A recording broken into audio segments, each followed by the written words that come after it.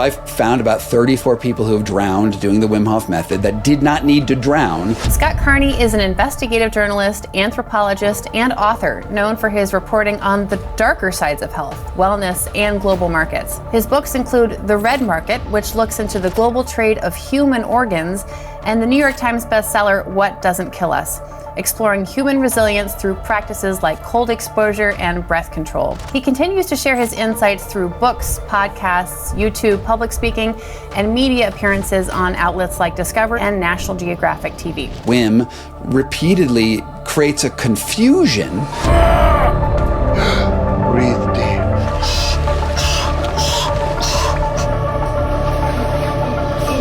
One of the things that he doesn't seem to understand is that when you hyperventilate and hold your breath, it increases your possibility of passing out. And when you do that in water, you can drown. And there are warnings on his website that say don't do this in water. Legit, you can just go to any video that says never practice the breath work in water. But then in that same video, he's hyperventilating in water and holding his breath and telling you he's hyperventilating. Welcome, Scott. Thank you so much for being with us. Hey, thanks so much for having me. I've been watching your channel for a few months now. I even quoted you guys in one of my recent videos about David Sinclair. So yeah, it's fun to be here. Thank you very much. Well, I'd like to talk about David Sinclair, if you don't mind, if we just dive in. He's made some really bold claims about reversing aging, extending lifespan. What's your take on it? Do you think that anything that he's said has been misleading, risky, dangerous? Let's go bigger than that. Let's go into the entire field of longevity science, which treats aging as a disease that can be solved. I feel like that's a statement of belief that has not been borne out ever yet by any science, but it's a belief that we've been stating since, I don't know, Gilgamesh, why were the Egyptians building pyramids? It was to, flatten the curve, as Peter Attia says, where you want to live your normal life and then you want to die very quickly. Or I guess in the Egyptians' case, it's to actually live forever. Sinclair, what he did was he found a very long-standing grift, put some science on top of it. And I think that his first science, his initial research in the late 90s on the sirtuin hypothesis, which was the idea that there is this, you could look at this one target and sort out that target. And that was like the underlying problem with all longevity, because it worked in yeast cells and it will also work in mammals. I think that his initial research, he did it honestly, but made a mistake and found an astounding result. And then he was everyone was wow, your astounding result is so astounding. Let's just pile money on you. And then he doubled and tripled and quadrupled down on it because it told a story that we wanted to hear, which is that aging is reversible. You don't have to get old and die one day. And maybe, in his case, resveratrol would be a magic pill that would address this issue. It was eventually sold to GlaxoSmithKline for, I think it was about $720 million. Well, by that time, basically every longevity scientist out there knew that his hypothesis didn't work. It was based on unrepeatable science.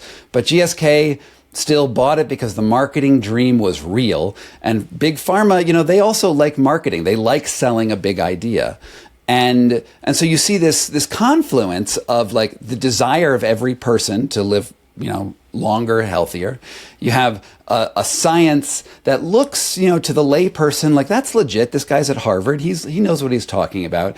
And then you have just vast amounts of capital coming in. So it was sort of like the trifecta. It set the stage for a tremendous grift, as I call it. But I also think that the entire field of longevity science, not only David Sinclair, but probably everyone in selling NMN or, these other chemicals, they're selling an idea, they're putting scientific words under it, and they're telling you that we can, live a longer, healthier life, extend our lives without results. They have data. They have a hormone does this, a number does that, and then they're telling you that this will result in what you want, which is the longer, healthier life. But they have not proven that out. We don't have a bunch of 130-year-olds running around in tank tops on, in Baywatch style montages. That's not happening. If they can rock it, that's great. But I think that this is a problem right across the internet with celebrity scientists. Is they identify a problem that we all agree should be addressed, And then they say that they have the solution, and they can go like down the supplement path. We're going to sell you athletic greens. We're going to sell you, a light enema, some sort of healing modality. And they don't actually have to prove it with data. They just have to say, they have to sell it to you. What the interesting thing about David Sinclair is that he managed to sell this to a major pharmaceutical company for almost $1 billion. So that's impressive. Yeah, a lot of money. What do you think the role of money should be in longevity field? I mean, how much is too much? Like, when does it start to corrupt? What's your take? Yeah, so it starts to corrupt instantaneously. The second you give someone a check and they pay their rent or their mortgage with it, that is influence to do things, right? And so anytime that you're getting money or prestige or your ego stroked or whatever, that is influence. The question is how much of that influence is likely to change your ethics. And I think that's going to be a different point for every person. But at some point, you're dropping $20 million on a person and they will say absolutely anything to keep that money going. And I think a lot of the times these people don't, like, they're able to convince themselves that they're correct. It's like sort of a convenient, this was right. I just have to tweak the science a little bit and it'll be right, because they become true believers. But their reinforcement is coming from the fact that they're getting accolades and prestige and money, not because their science is being replicated and demonstrated to be effective. So you talk about prestige. You have institutions like Harvard, Stanford legitimizing these people. Where do you think that comes from? Is that another? I mean, I would think that these institutions would be above trying to sell to people, right? And they'd be for this academic pursuit, for the scientific pursuit. Where does that come from? Well, it was interesting. I was speaking to Robert Sclafani, who's a cancer researcher here in just outside of Denver, and he pointed me to the fact that Harvard, its actual name is the Harvard Corporation. It's actually one of the first corporations ever in the United States, which, I think maybe some of the definitions of what corporations were in 16 whatever it was founded and now are maybe a little bit different, but it still was a money-making enterprise to begin with. And, I don't think Harvard wants to undermine its reputation, but what does it mean to undermine a reputation is a really, really big question, because there's two ways that Harvard is making money on the bad science of David Sinclair and other people. Like, let's just not confine it to David Sinclair. Let's just talk about, any researcher who has a big profile, maybe selling shady science. There's two routes that they get cash. One is all IP that's generated in most universities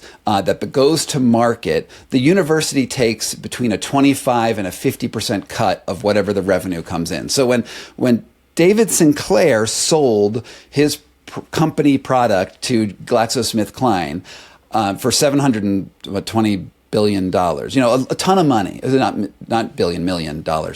I don't know what his personal cut was of that deal. There was probably a lot of fingers in the tranches, but it was a lot of money. And of that lot of money, Harvard got 50% of that lot of money. Oh, wow. And so that's one way that the Harvard will make money on that. But there's another way that these universities make money, is that once you have a celebrity scientist who's going on around the world, he's going on podcasts and whatever, and he says, hi, I'm a Harvard scientist and I've solved the longevity problem, that adds to the reputation of Harvard. And when Harvard, if they want to get institutional investors, which is really what their game is, they want to give, people want to build, a new swimming pool at Harvard, it helps to shake hands with the famous scientists. Yeah. And Sinclair is one of the people they can tote out with a very public persona. And honestly, the people who are, donating swimming pools are not bench scientists at research institutions. They are guys who made money selling, oil, right? Right. And they like the idea of living forever. And so it's great to shake hands with that longevity scientist, and then you donate the pool. Do you think they're doubling down at this? I mean, do you think there is ever a chance, like if the science were to prove out what they're saying is not replicable, it's not going to work, do you think there's any chance they would apologize or something along those lines? Haven't seen it yet. I mean, occasionally Harvard's, provost president, the top person at Harvard just stepped down over a scandal. Same thing over at Stanford. So there are mechanisms where this does occasionally occur. I don't see it happening often with professors, and I don't entirely know why that is. I think that when it becomes such a big PR problem that they have to respond, they will. But they're not going to take the proactive approach and be like, well, this scientist was a little shady and maybe we'll just go fire him right now. And I don't even know if they, it does raise this interesting question about academic freedom, because one of the reasons why we have tenured professors is to give them the ability to research unpopular ideas. So, and tenure is this protective mechanism to allow researchers not to be influenced by the higher ups at the university. So you have this collision of different types of ethical conundrums that the university has to deal with. And I'm being very charitable to Harvard right now by saying that. On the other hand, they're making a ton of money on him, so why they can certainly cover themselves with their own ethics. So thinking about his personality, you know something about charismatic gurus from your book, The Enlightenment Trap. Can you talk a little bit about your book and how you think that personality was so wrapped up in your book, and how that's applicable today to people like these influencers? Well, it was a very different book than it wasn't about health influencers. It was about people searching for spiritual transcendence and where that goes incredibly wrong. And I was looking at people who died while meditating, committed suicide while meditating, dehydrated by meditating, doing things that were just horrible because they were trying to achieve some sort of spiritual transcendence, nirvana, bliss, heaven, trying to go all the way. And with, what I see with the similarities with the health and wellness influencers is, spirituality doesn't have evidence behind it. It has feelings behind it. Like, I feel like I have transcended, but it doesn't have like, yep, heaven's right there. We can document how you get there. Like, that's not the way spirituality works. And with the wellness world, it's the same. It's like we don't have causal evidence. That's why it's wellness and not medicine. And we can't prove that any of this like clinically works. What we can do is give you a lot of anecdotes, and we can maximize the placebo effect, and that's a huge component here. And the placebo effect works; it's real. We can study it. We can be like, hey, this is, you can literally take just about anything with the right intention and see some statistical improvement in your condition. It's just, is it better than the chemical? That's how we do drug trials. And, I had a long conversation with Dr. Mike about this recently. And, he sort of made an error on that show where he said that we know what non-placebo is and what placebo is and what clinical is. And I've had this long offline conversation with him where we're going to correct that error. Because, what the natural healing power of the body is includes our placebo responses and includes our faith that a medicine will work. And how do you differentiate that from the chemical properties? But going back to the Enlightenment Trap, since you asked me about the Enlightenment Trap, the other thing which is so important about gurus, about spiritual gurus, is that they get isolated. Once you get very famous and everyone tells you that when you say you're enlightened, hey, I'm enlightened, I know the ultimate causality of everything in the world, I know what morality is on a quantum level, or however you want to phrase it, that makes you right about everything to your followers. Because your followers who are not enlightened and can't see true reality, they look to you as the ultimate giver of knowledge. And those people, when they get to that point, they don't have any peers. They don't have anyone to say that that maybe you've gone too far, or maybe we can check this other evidence, because they've already grabbed on to that eternal and holy truth that they feel very independently. And they usually believe it. Like, they're usually not charlatans in the sense that they know they're liars. They're usually charlatans in the sense that they're so isolated that they don't know they're liars. It's like an echo chamber, right? Yeah, it's an echo chamber of one. Yeah. Yeah, and then, especially with male gurus, you find out, and this will be a little crass, so you can cut this out if you don't want the crass thing said, but the male gurus often discover that because they're so isolated that, well, their feelings are right. Usually their penis leads the way like a dowsing rod to their most attractive students, and they have sexual affairs. And we see this over and over and over again, where spiritual leaders take advantage of their flocks. And you see that in Catholicism, all the priests. You see that in Hinduism. You see that in Tibetan Buddhism. You see that like right across the way. And we also see this now in health gurus, where they also are sleeping with everyone. How do you think people can best navigate and like look through all the noise and like figure out like who's telling me the truth, you know, and like not get sucked into this guru and this cult of ideology? Yeah, I think fame has become a mental illness in the world, and I don't think it's always the influencer's fault. You know, we at one point journalism had ethics behind it, right? You have courses in journalism ethics where, you know, you can't take sponsorships, you can't do X, Y, and Z. You have to treat your sources in certain ways, ask them certain types of questions. Journalism has died. Let's say like 5 years ago, roughly, journalism died, and social media influence has replaced it, and it doesn't have ethics underneath it. In fact, the ethics are the exact opposite of what journalists at least tried. I mean, I'm not going to defend all journalists. There's a lot of crappy journalists out there. But at least the ideal of journalism is that you would separate, editorial from advertising. But in the influencer world, you actually get accolades. You're like, people congratulate you on getting a sponsor, which is congratulating you on selling out. Oh, you have an affiliate program, you're making millions of dollars. That must mean your information is good. That's a very backwards way to think about things. And I think that we're in this world now where, you know, also with AI, like what is truth is a really, really hard question to answer. And we are all confused. I'm confused. You're confused. Like, how do we get down to truth? And I don't think there's one way. One thing that I have been doing recently is I'm trying to look at the character of people. And, you know, were these people involved in crimes in the past? Maybe they're still perpetuating a crime. That's a good indicator.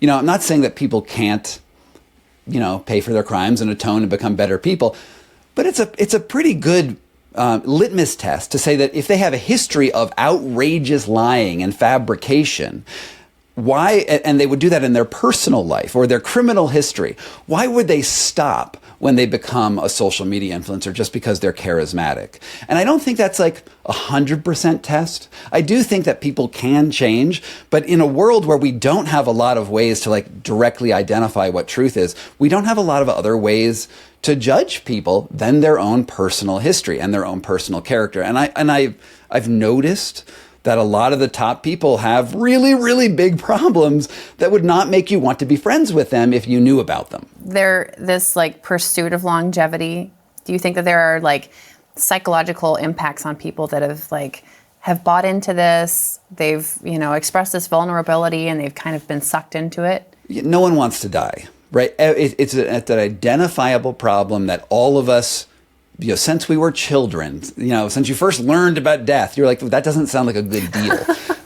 And we have tried to deal with that as a human species since the beginning. Like literally the first recorded like narrative thing ever written by humanity that we still have was the Epic of Gilgamesh. It was all about the pursuit of eternal life. And we have come back to that every generation in every culture to today, and to think that our wellness and our longevity influencers and even the longevity science of the day is any different than it was in the past is a bit of a logical fallacy. It's like saying, like, if everything has failed in the past, why won't it won't fail in the future? Like, that doesn't make a lot of sense to me. And it's interesting, Matt Kaberlein, who is actually a critic of David Sinclair, you did a reaction video to one of my videos recently where he said, I was making a logical fallacy by saying that it couldn't happen. Like, you know, one day we could go to Mars, right? And that is a theoretical possibility that even the science is there.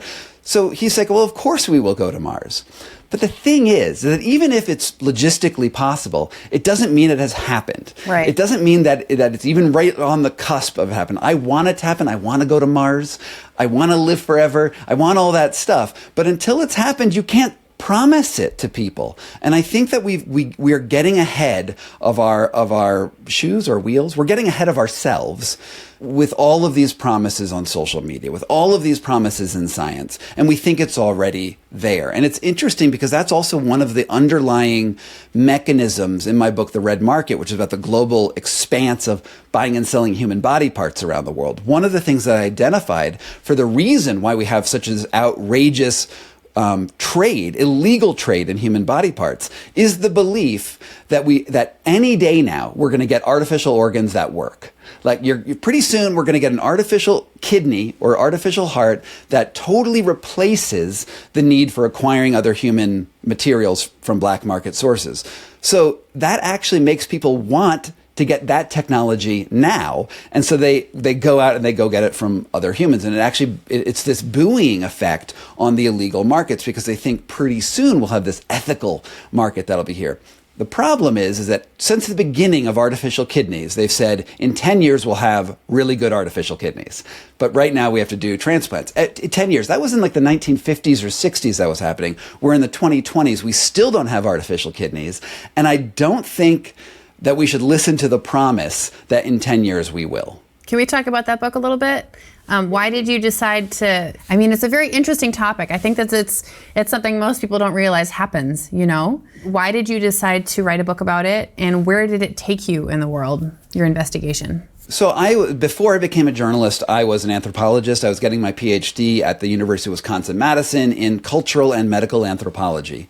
And I got to the dissertation and I was like, wait a minute, this whole academia thing is for the birds because I'm going to write a book and 5 people will read it and then I will go off into irrelevance. So I sort of switched out of anthropology and I went over to journalism.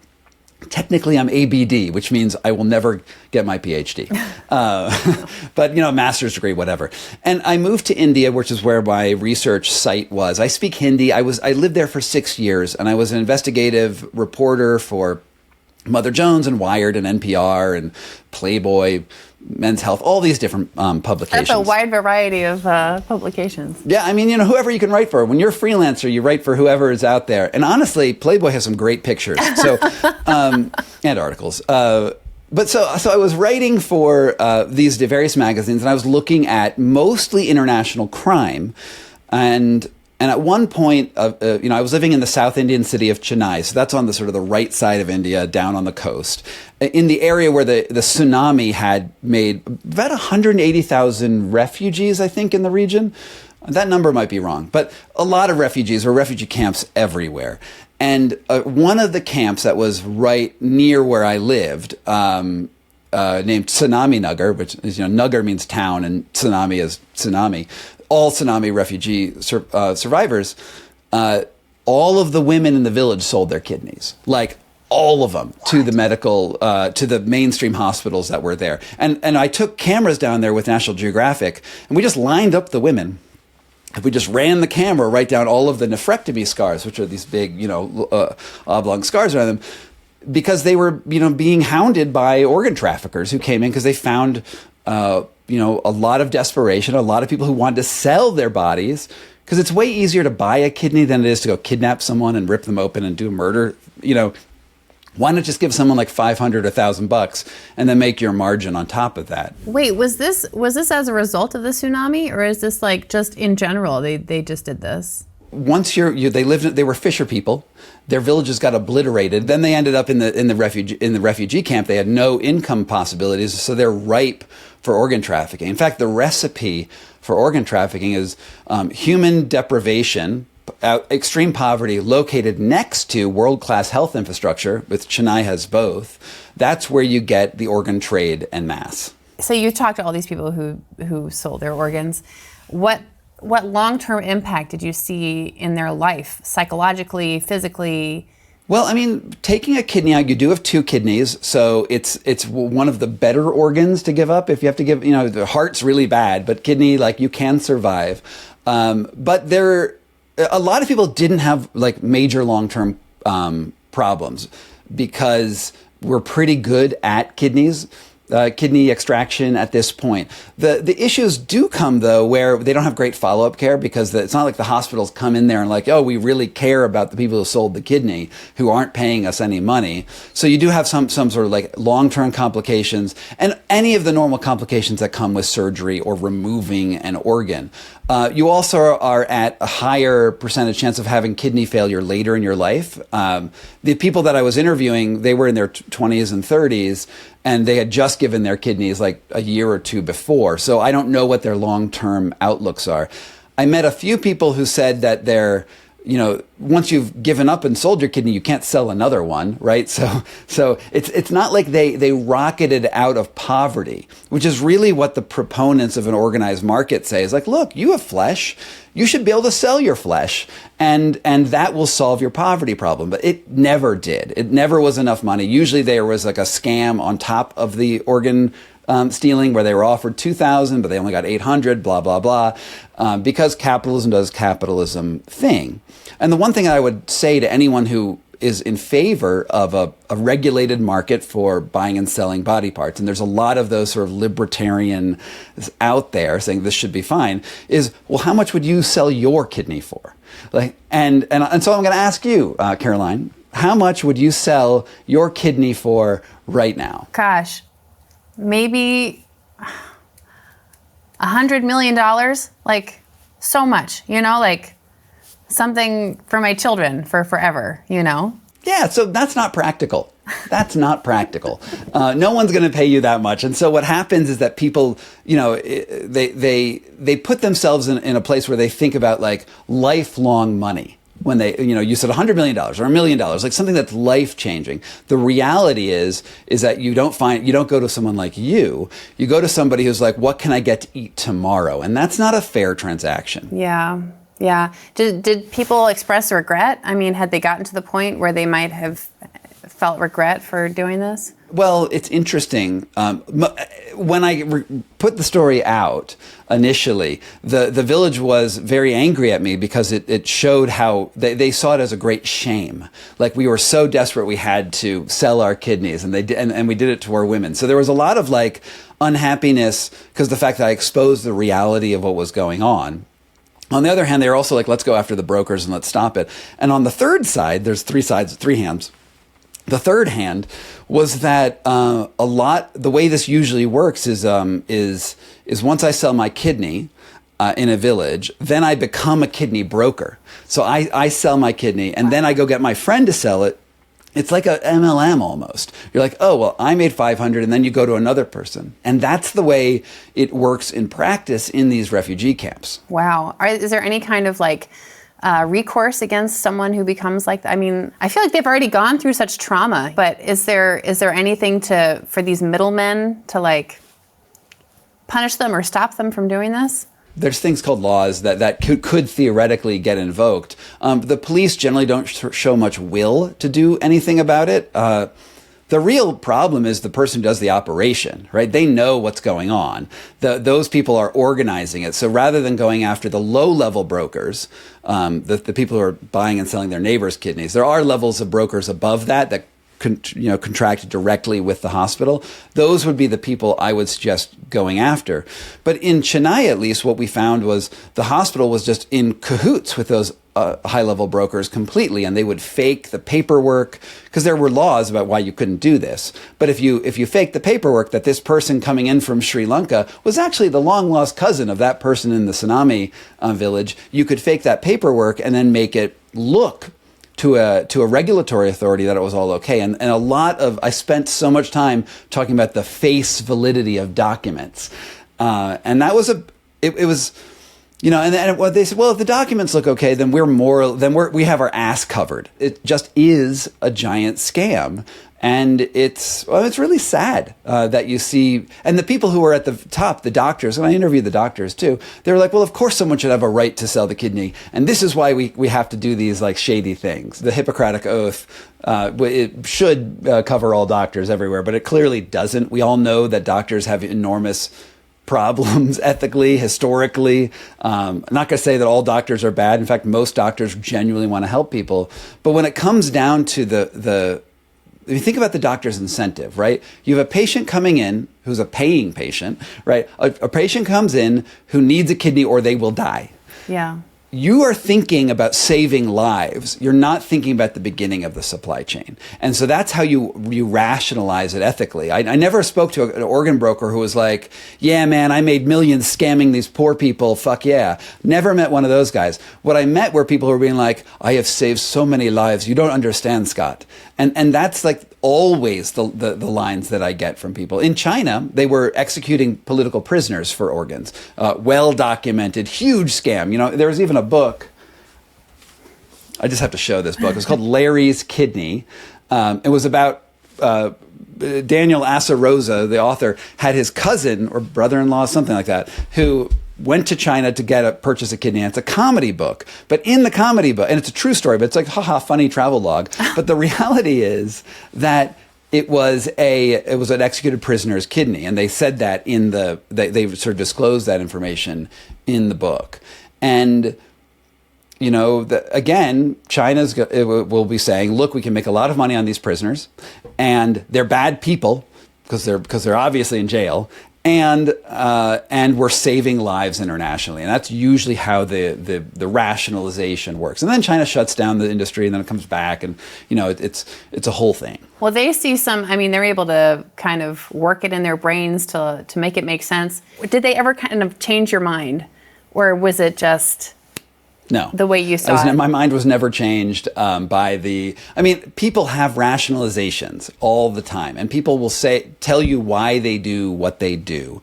My job as an investigative journalist is to not just take someone's subjective understanding, but look at sort of the systemic outputs of that. And while I am certain that there is someone in a tsunami refugee camp who not only took that $500 they got, but they started a tea stand, and then their tea stand grew into a car dealership, and they're doing great. There's probably one of those cases out there. But the question is what happens on the epidemiological level across the population, and that is not the story we actually see. So this is the problem with anecdotes versus statistical evidence. I mean, this must have been kind of a dangerous thing for you to investigate. Did you ever feel like you were personally at risk? I've been threatened with being killed on multiple occasions by a colorful variety of people. I've had hitmen follow me around when I was reporting on the mafia. I've had child soldiers hold me up. Repeatedly, I have the people trying to kill me, but not Don't take particularly it personally. Yeah, right. Because I stick my nose in things I shouldn't. But actually, with the organ traffickers, those were the people I was least concerned with, because in general, the bad guys are the doctors in the white lab coats, and they're trying to run a legitimate looking business. And in general, when you're doing that, it's not smart to go kill journalists. So luckily, I have dealt with a lot of dangerous situations, not particularly in the organ trafficking business. How do you think that institutions can ensure that things are ethically sourced? Transparency in the supply chain. I actually think HIPAA in America is a big problem. This idea of medical privacy, where you can't have access to people's medical records. Now, I think that with normal medical records, like you have cancer, you don't want to give it to your employer. I get that. But anytime you get a piece of another human, and you take a piece of another human and you put it into yourself, that gives the opportunity for people to create paperwork schemes that look ethical and that aren't. And my what I wrote in the Red Market was that we need a fully transparent tissue supply chain around the world, because we see people stealing bones, stealing skin. We have problems with the surrogacy and egg markets. There's just any time that you move a body part from one person to another, the flesh is always moving up the social hierarchy. And then when we have a medical privacy statute in there that only, that in general you hide where a body part comes from, you're making that a commodity instead of a part of a human. And that is a really, really big problem. So I think that we need a fully I think UNOS and everything that's out there right now is, even though their hearts are in the right place, they're perpetuating bad actors around the world. And, when somebody can't buy in America, it's like a 10-year waiting list for a kidney sometimes. I mean, there's a lot of variation for how that list gets put together. But, you might have kidney failure. They're like, you're going to be on dialysis for 10 years. And you don't want to hear that. But you could just fly over to, and I'm not going to name the country,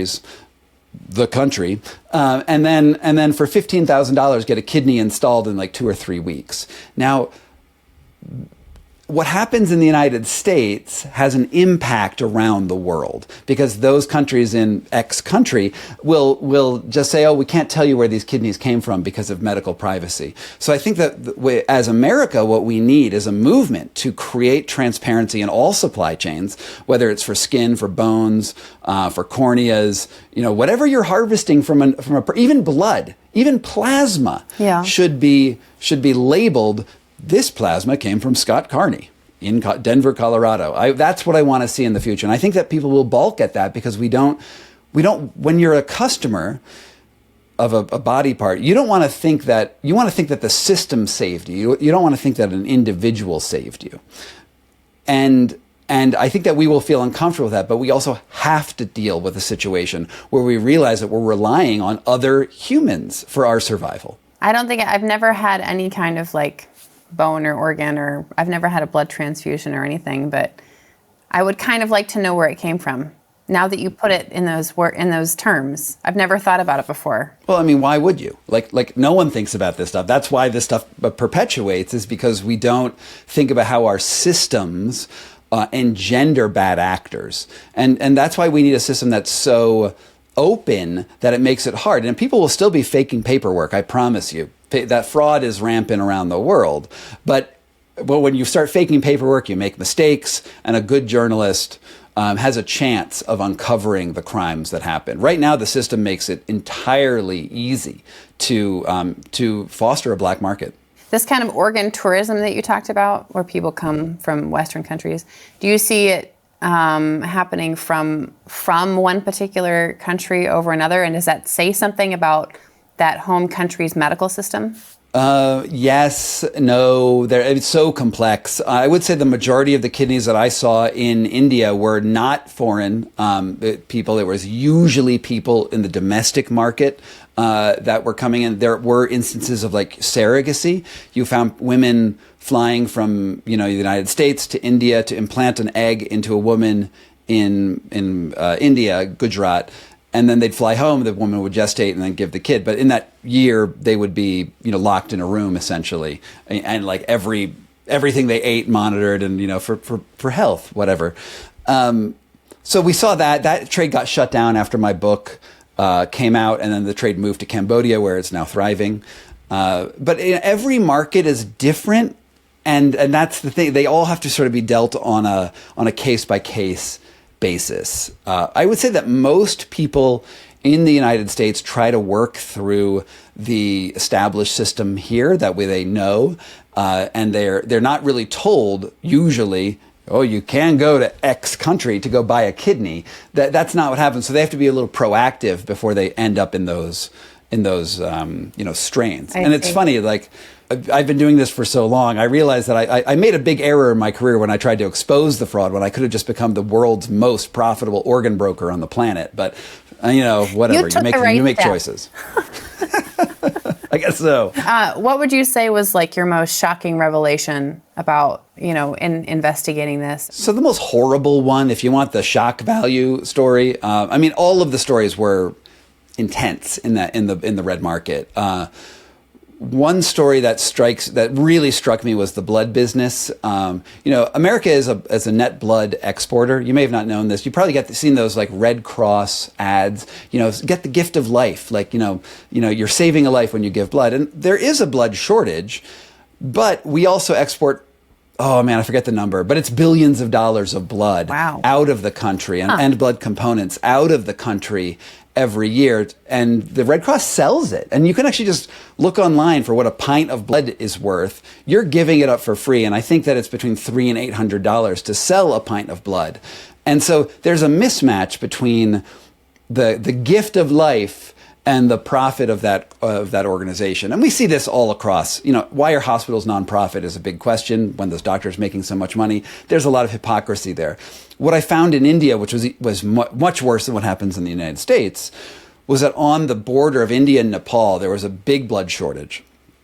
And I met a very entrepreneurial milkman, former milkman. Was he? No, he was a former phlebotomist out of Calcutta, moved to the border of India and Nepal. And then what he would do is he would kidnap people from the bus stations who were probably heroin addicts, just the down and out Skid Row types, brought them into his cowshed and said, I'll give you $25 for a pint of blood. And then he would, instead of draining 1 pint, he would drain 4 so that they were minimally conscious. And then he would keep them in this cowshed for months, draining 1 pint to whatever amount he had to drain to keep them minimally conscious until they basically died. And when the police finally busted him, I think he had like 16 or 18 cots full of people at the time. So that was like, once you start treating people like commodities, it gets bad. He's a serial killer. I mean, like, that's what he is. Mm-hmm. Wow. And he's out of jail now, I think.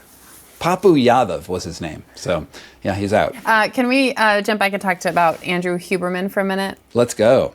My old friend. So, yes, Andrew. You've talked about Andrew Huberman. What do you think are the most concerning findings and potential pitfalls of his research, or the things that he's put forward? So I have a long history with Andrew. I knew him long before he started his podcast. He was a fan of my book, What Doesn't Kill Us, and we had a personal relationship where we were buddies for about 3 or 4 years. And then he became super famous, and things done changed with Andrew.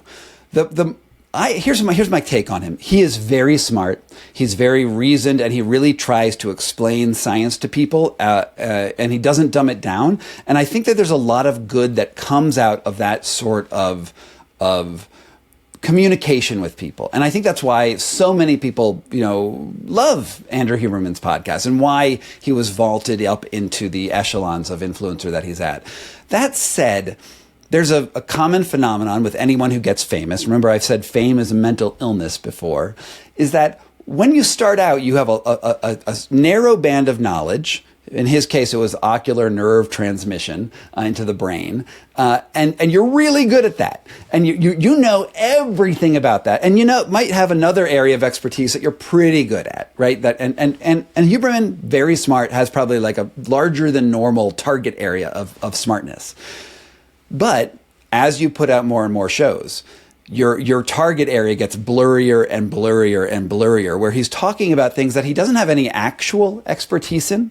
He's looking for views. He's trying to get people who are a little bit controversial, sort of on the edges of what science says is, what is the scientific consensus is a huge thorny issue. I don't know if there's a list of what the consensus is on things, but he finds people who are going to get interest because they're offering something extra. And he has all of these protocols that are not really based on science. And I am an expert on cold water and sauna. Like, that's something that I know about because I've written books about it. I've talked to all the researchers who are involved in it. And his protocols are way outside what I would ever say to anybody to do, because he doesn't really understand how they work. He also doesn't understand how sponsorships affect his editorial independence. Once I put out a tweet, which was, it said something along the lines, never trust someone who sells supplements, which is very good advice. If they sell supplements, they're probably telling you bullshit. And he called me up on the phone like 15 minutes later. I was like, you didn't mean that about me, did you? And I'm like, yeah, Andrew, I sort of meant that about you, but also other people. Like, it's a rule. It's not just targeting you. And he told me, this was a really enlightening conversation, because he's like, I've never taken money. The money has never influenced me. And I was like, well, what about ice baths? You get equity from this company called Plunge. And he's like, well, they gave me a free ice bath, and, he's on the board. And it's like, well, that's influence. And I think that he just doesn't understand. Like, I really don't think he understands how influence works from how money. And I think that we all like to think that we're above economics, and that we can make discernments that are rational, and that we won't be influenced by the cash that people put in our pockets, because we think that we can sort of make those judgments. But the reality is that when you're getting, and I know this from one of his ex-girlfriends, he makes about $20 million a year on his various sponsorships. When you're getting $20 million, that's 20 million reasons to change your thinking about the products you're sponsoring and put them in the more positive vein. And those corporations that actually provide affiliate links, and I'm thinking like Athletic Greens, but there's a lot of them, they contribute about 30% of the price of the product that you buy. So Athletic Greens is like $80 a month, $80 to $100 a month. Mm-hmm.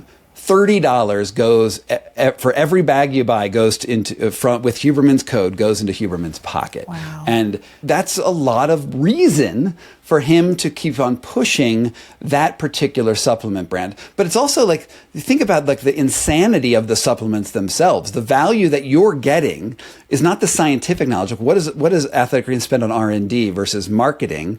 It's going to be, their value is the marketing. So the value you're getting is actually the placebo effect that Huberman has pushed on you with his like science sounding words to do that, when you could just get like a spirulina powder and it does basically the same thing. Do you think that there should be a different level of accountability for people who are public figures? How do we hold these people accountable? Well, with great power comes great responsibility. That's the line from Spider-Man. And I think, it's funny, when Huberman was doing basically the same thing when he was much less popular, I had much less of a problem with it. And as he got more and more popular, you see millions of people following his advice, I have much more of a problem with it. And, from an intellectual level, I should have a problem with everything that everyone says, right? Who says that? But the reality is as you get more powerful and your platform starts creating its own weather, you have to from yourself come out there and try harder. And I struggle a lot with, no regulation's going to work. Like, what are you going to do? Sue at him every time he says something off color? And how do you judge that? I don't know. The reason why I'm a journalist is I'm giving you information about how to think about it. And there's this contest of ideas and words that are out there, and he's winning. He's winning that contest. But I'm just trying to give you information to try to understand it better. I would also like to see a world where we allow people to make mistakes. And I think that this is a problem on the internet in general. Once you go out there and you say, look, I messed up. I was selling a supplement. I made a lot of money on a supplement that probably wasn't very good. I'm so sorry, world. The internet doesn't like that. Like, we don't like to hear about moral failings, about mistakes that we made. You always want to present your strongest, most powerful, least inaccurate self, and you want to double and triple and quadruple down. Because once you start admitting error, that opens that chink in your armor, and then you get thrown out. And I think that's unfair. Of the world, and I don't think that's Huberman's fault that exists in the world. I would like to see a pathway where, and I don't know what this pathway is, so this is just me imagining a world where we allow people to be like, oh man, like I did wrong, and that you don't castigate them for doing wrong. Because honestly, he is a smart guy. He does say a lot of stuff. Like I think of Huberman as like 80 or 90% right about things. In general, things. Maybe let's say he's 90% right about things in general. But that 10% is really, really dangerous when you give him all of the authority. Because if he, yes. And the money involved. And it has to do with the volume, with the way the internet delivers information to you. And then also, if he's doing a 3-hour podcast, which he does, and you're a listener to that 3-hour podcast, do you have time to listen to anything else? Like, I think this is why Rogan is so popular and Huberman is so popular. It's because once you're hooked in, you're like, okay, I just love it. It's good science information. And I got other things to do. I'm not going to spend 24 hours of my week listening to the various science. Do you think biohacking could be do you think it's headed in a scientific direction? No. Biohacking's bullshit. And I'm a biohacker, but it's bullshit. And what biohacking is a question, right? But if it's hacking, if it's the belief that you can fundamentally change your body in a way that's smarter than the science, because it's not called science. It's just not called science, right? It's called I'm smarter than the scientists. That's what biohacking really is. That's not evidence. That's not it becomes science once the people on the forefront bring back something that's useful. So it could be an avenue to lead to science, and then it becomes right. And we want a vanguard. We do want the Brian Johnsons of the world, right? We want the person who's trying to live forever and uses themselves as the guinea pig and puts their unlimited funds in it, and they push it until they die because they make an error. We want those people because they are our astronauts out front. And I think that we will eventually see. I mean, I don't think Brian Johnson looks 20 years old like he says he is.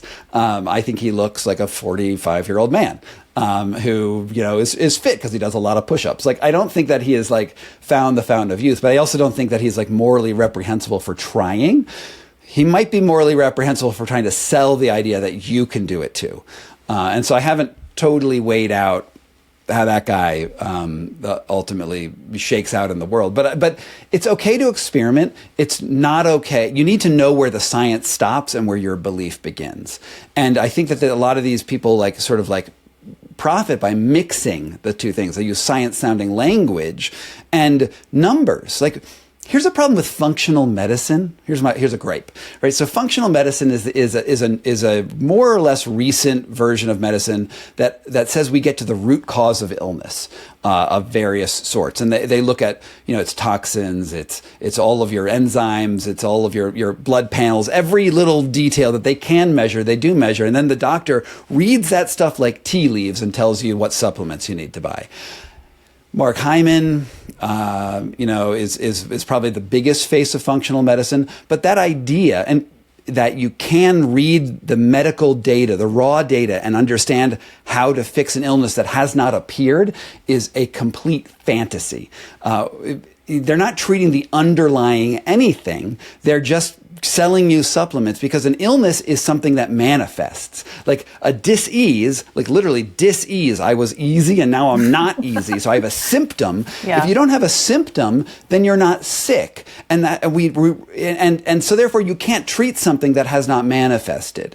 And I don't think that the natural process of being a human is an illness. And that is what functional medicine and what Peter Attia's Medicine 3.0 is this belief that being human is somehow an illness. And I just, that is an act of faith that the technology will treat a fundamental underlying truth as something that's fixable.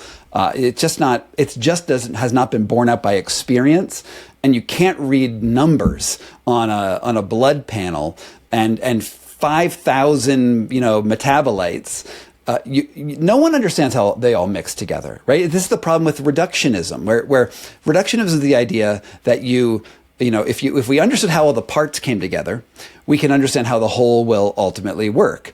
And they're using this science language of reductionism to give you a wellness output, which is the unscientific output of we now have identified the parts, we know what we want, and somehow, and it's like presto changeo, we know how they all fit together. And that's why longevity science is bullshit. That's why functional medicine is bullshit. They're presenting something that we all want, that maybe in Star Trek future we will get. I don't know.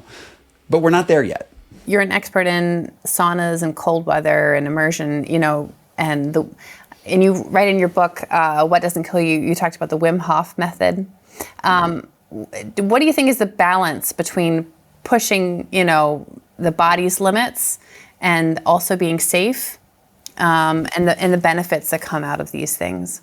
I think that we've gone through a cyclical change that is totally natural. So starting in the 60s, 70s, and ending in the 80s, we had something called the human potential movement. And this is where biofeedback comes in. This is where we got really fascinated with Kung Fu Shaolin monks being superhuman. We were measuring Tibetan monks and sitting in ice fields. All this was happening in the 60s, 70s, 80s. The idea that we can sort of through science and extreme practices become superhuman in one way or another.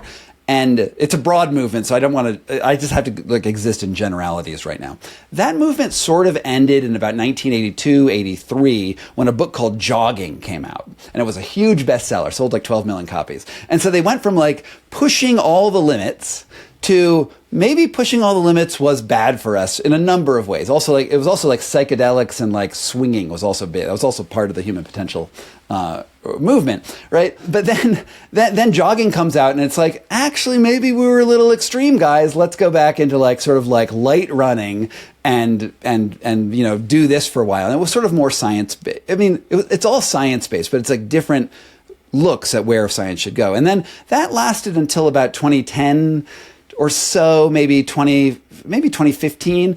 And then we had this other resurgence of like me, right? I wrote this book, What Doesn't Kill Us, because I met Wim Hof, where you're jumping into ice water, you're trying to meet your limits and you're pushing it. And it does work. Like pushing limits, the idea of hormesis, where you give yourself a little bit of a hard thing, a thing that challenges your system, encourages your system to grow. And that's a scientific fact that happens. And I found that I could do some crazy things. Like I climbed up Mount Kilimanjaro. It was negative 30 degrees. I was in a bathing suit. Like stuff happened. It happened. There's video. I can prove it. Like this is real. And so you can push your limits and do really cool things. And that has cascading effects in your body. Why it has cascading effects?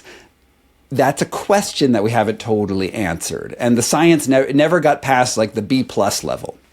And there's lots of B+ science, like, you know, if we're grading it, like there's really cool autoimmune studies that show like ice water immersion and breath work does crazy things to your immune cells that turns them off from like killing themselves. Like it stops the immune cells from, you know, eating your joints for arthritis or, you know, things like that. I had an autoimmune illness reverse, and it's really cool. I totally recommend everyone try ice bathing and breath work because it's cool. But, and here's the big, huge asterisk, we don't know totally why, and we don't know what the dose is for a specific illness, and we need to know where the science stops and where the belief begins.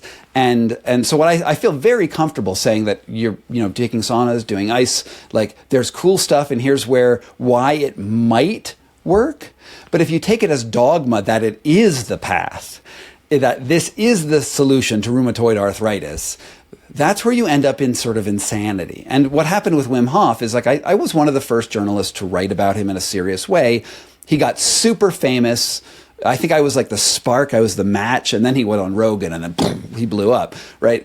And I love it. I practice the method still every day, but he is also a crazy dude. He's nuts. And I thought his nutsness was charming and would protect people from like following everything he says as like, oh my God, I gotta be Wim Hof. Unfortunately, social media doesn't work like that. They show this awesome, like, buff dude jumping into ice water all the time. You're like, I want to be like Wim. He's superhuman and his method is like easy to do.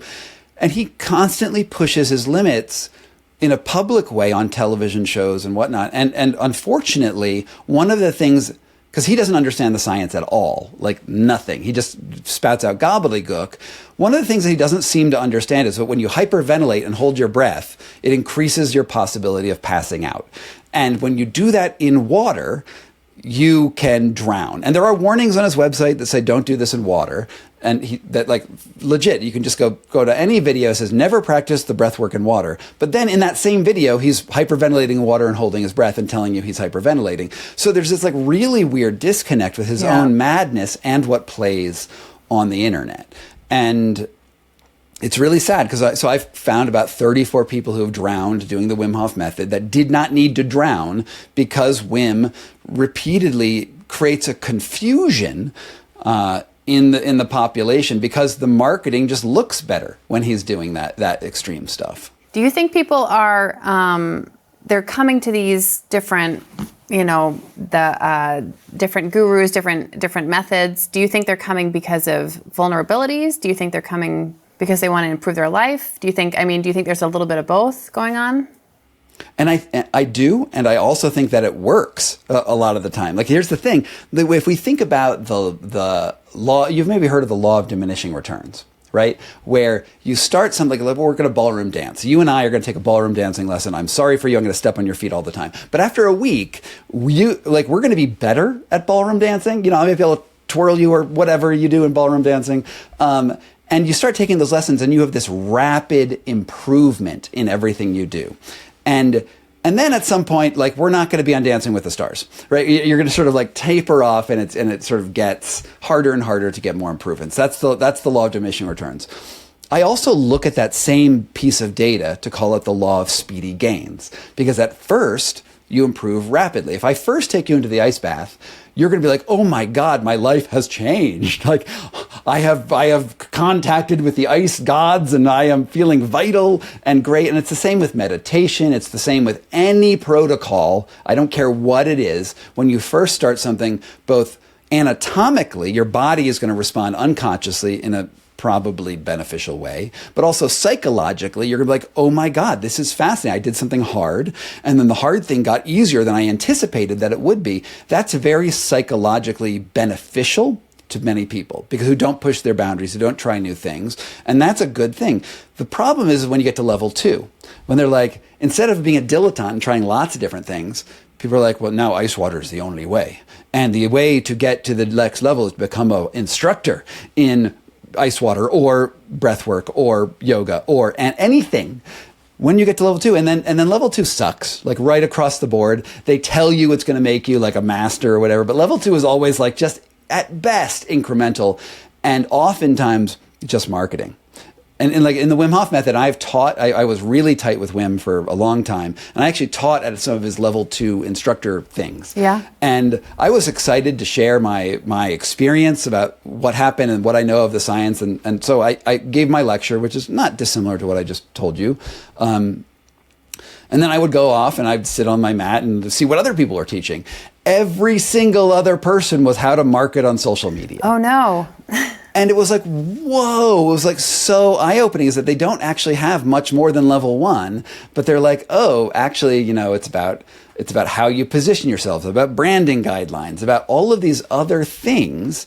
And again, this goes back to what I was saying about affiliate marketing. Is the internet prioritizes selling stuff, right? And it's not efficacy doesn't matter into commerce, right? We want to sell stuff. We want to get you excited. We want to play on those emotions. And then, well, if you get the money, it looks like the method was good because millions of people are finding this method because they bought your marketing. And, you know, I'm actually doing another investigation right now on a different wellness company that has like a grifty product that doesn't work and is injuring people, blah, blah, blah. But they posted their financials online, which was great for me. And and I'm not going to tell you what the company is because the thing isn't out yet, but it's super grifty and you've seen it and it cures cellulite. No, it doesn't. But it's out there, and they have let me try to remember the numbers. Oh, I have the numbers right here. The numbers are, of this unnamed company that I will not tell you, they have a gross revenue of $25 million. They spend $8 million just on affiliate marketing. So $8 million of that. And then they spend $21,000 on R&D. That should tell you something. Yeah, it does. It shows you that they don't care at all about R&D. And like, that's research and development. And their next grifty product is probably 100% development of the product, which is the next thing that they're going to sell. How do you think they build trust with their audience? And how do you think that people can avoid falling into this? Get off the internet. Yeah. I don't know. Like, subscribe to Scott Carney Investigates. I don't know. Like, I don't know how you solve it because we're fed it and we live in like a virtual environment so much of our lives now. And when you're scrolling through things, we all have desires.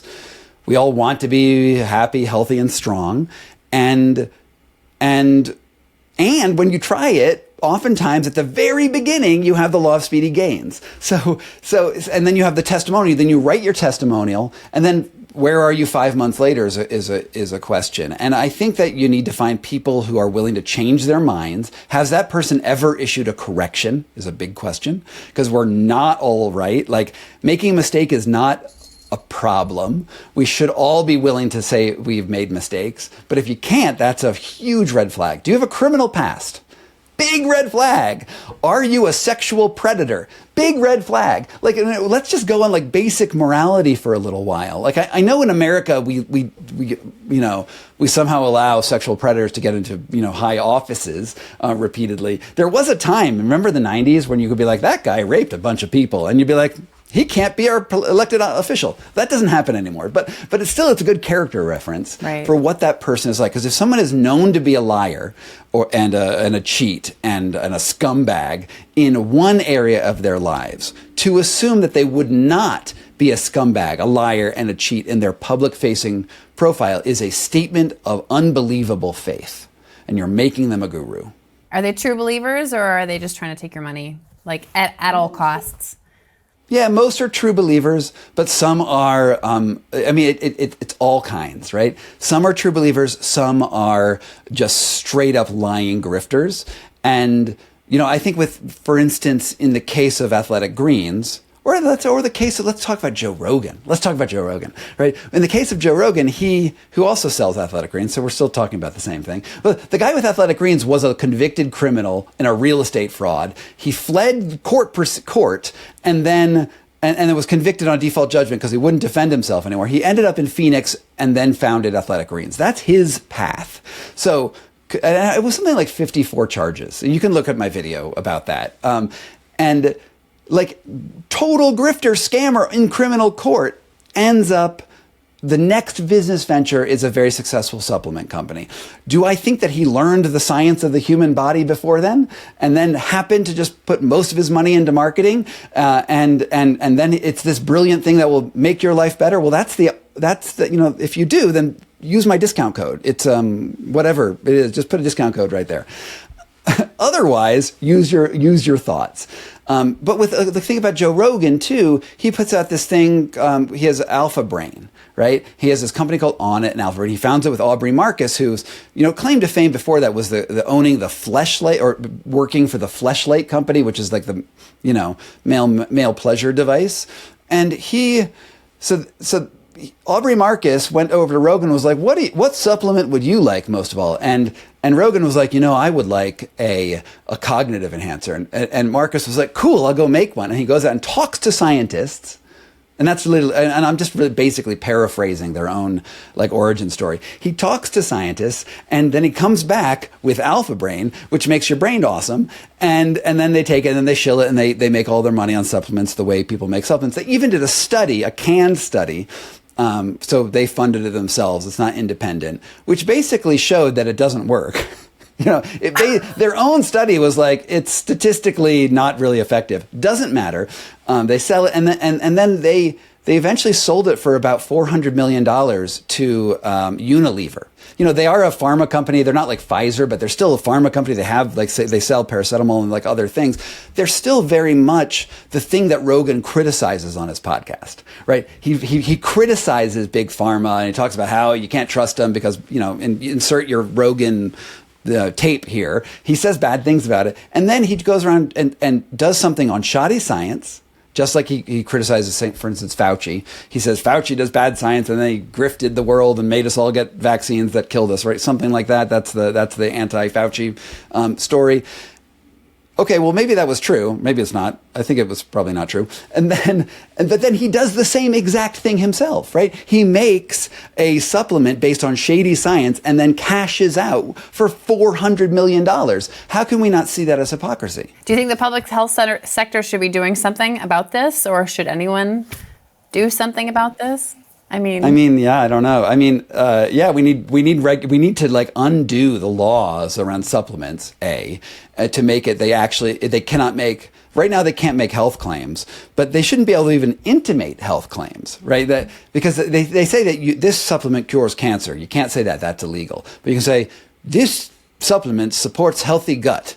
That is legal. Because they sort of make up clinical systems. We need to if we want to make evidentiary claims, we need a regulatory paradigm that protects us from this total grift. Because supplements are a huge industry that is basically low on evidence. Vitamin C will be very useful for scurvy, right? So supplements do work, right? You need, what is it? If you have beriberi, niacin's great.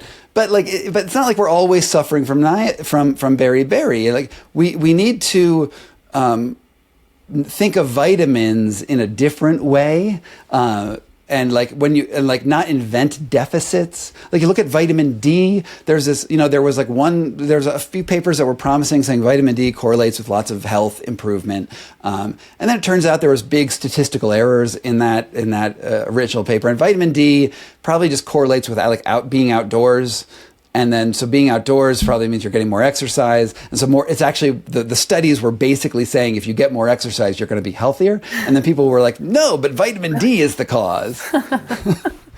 and it's, legitimate clinical deficiencies that create symptoms, then yes, supplementation is super useful. But when there's no symptoms around it that are registered, understood, that most of these supplements don't work, and you don't even know what's in the supplements. Like, you don't really know the quality, the grade, or anything. And there was a really interesting piece by Dr. Jennifer Gunter. She has the Vagenda Substack. So go check out her thing. But she found out how you could make a supplement for, I think it's like $28,000. You can make a whole supplement company, and like, you don't even, it's like drop ships. You don't even have to be involved with it, the production. A company will sell it out, use your own packaging and everything for $28,000, and it would generate a profit in the like around $500,000. All you need to do is social media it. And Big Pharma sucks in so many ways. Like, we know Big Pharma is terrible, but they still need to spend $1 billion and prove an efficacious claim, or else they cannot sell the drug. And why is it different for supplements? I just don't. It's a real problem, and it was basically just like a Bush era, pro-commerce law, because people like making money. Do you think that that's the problem with the health sector? It's just money. I mean, do we need to put more science back in the health sector and less money? Yeah, money is a huge problem. It's such a big problem. It's like, how do we solve the problem of capitalism and the multi-party and like the two-party system, and like, the choice between Kamala Harris and Trump? Well, if you just choose the right one, will it all be fixed? No, it won't all be fixed. Like, we have a massive problem that where the commerce of the world is playing on our bodies, and it's not just like, if we just did this one thing, with this one health tip, we could solve the whole system. Sign up for my promo code down below. Like, no, it's not like that. I wish it were. Speaking of, that's all the questions I have for you today. Do you have anything else you'd like to put out to our audience about anything at all? No, I just appreciate the chance to talk with you. I like your channel. I really liked your David Sinclair video. I actually clipped it in one of my videos. Thank you. And it's important to have people trying to speak truth to influence. It's very hard. You won't make nearly as much money. You won't get nearly as much fame. Your Instagram followers will not pop because of this. But you're doing the important work, and we all need a little bit more truth in the world. I worry about where the state of truth will be in the future. I worry about like how lawsuits work, where if you lie just to your audience, there's no consequences. But if you actually dig up truth about the liars and call out a lie, you can be sued for libel or defamation. You might win, but it's a pain in the butt. And I feel like our society in general is not prioritizing truth. It prioritizes power, and it prioritizes success. And so I guess the one thing that you can do today is go find a small channel like Healthnews and click like and subscribe and leave a comment down below. That's what you can do right now, guys. Thank you very much. Scott, it was so great to talk to you. Thank you so much for this conversation. Thank you so much for joining us for our conversation with author and journalist Scott Carney today. Please stay with us and watch more videos and hit the subscribe button and the like button down below. Thanks so much.